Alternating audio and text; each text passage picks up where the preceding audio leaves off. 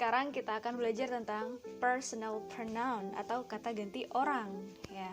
Di dalam bahasa Indonesia ada kata ganti orang pertama, kata ganti orang kedua, dan kata ganti orang ketiga. Sama di dalam bahasa Inggris juga seperti itu. Nah, tapi cara pembagiannya beda. Kalau di bahasa Inggris itu pronoun itu dibagi menjadi 4 bagian atau 4 kelas. Yang pertama adalah subjective pronoun. Subjective pronoun maksudnya adalah kata ganti yang dia fungsinya sebagai subjek atau pelaku, yaitu yang sering kita hafalkan tuh sejak SD sampai sekarang. I, you, they, we, he, she, it. Itu subjective pronoun. Selanjutnya ada objective pronoun. Ya, sesuai namanya dong.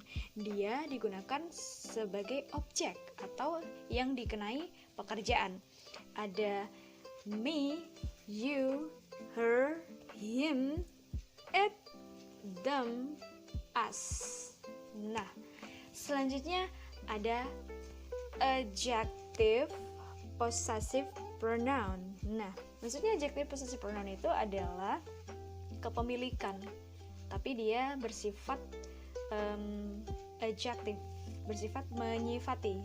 Maksudnya adalah misalnya nih, my book, bukunya saya.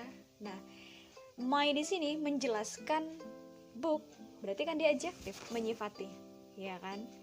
Nah, ada my, ada our, ada their, ada its, kemudian ada your, itu.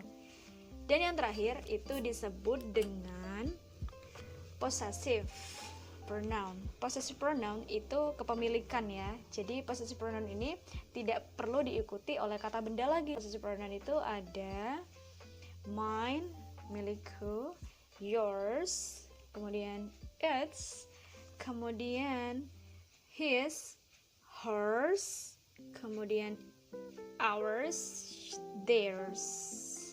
Dan itu tanpa harus diikuti kata benda, dan memang nggak perlu diikuti kata benda gitu. Nah, aku ada cara untuk menghafalkan ini teman-teman, supaya juga langsung bisa kita praktekkan dalam bicara kita. Dulu aku pernah nyoba seperti ini. I bring my book for me myself because this book is mine. Nah, lalu aku ganti tuh, you bring your book for you yourself because this book is yours. Lalu diganti lagi pakai she brings her book because this book is hers.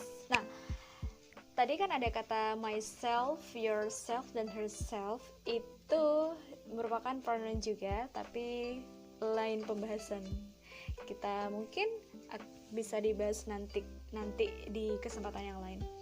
Nah, itu bisa teman-teman praktekkan dengan cara seperti itu.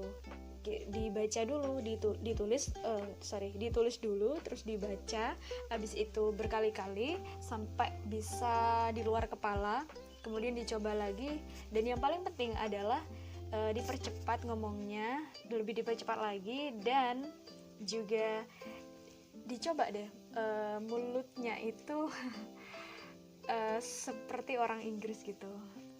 Pasang di mindset kita kalau kita tuh sebenarnya orang Inggris gitu. Kita orang Inggris beneran loh gitu ketika kita ngomong.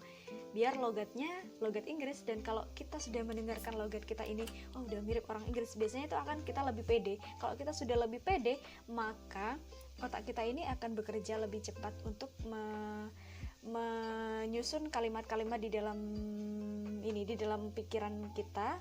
Kemudian kita lebih mudah lagi untuk ngomong gitu, karena kita udah pede gitu, udah pede dengerin suara kita sendiri. Ya, contohnya, I bring my book for me myself because this book is mine.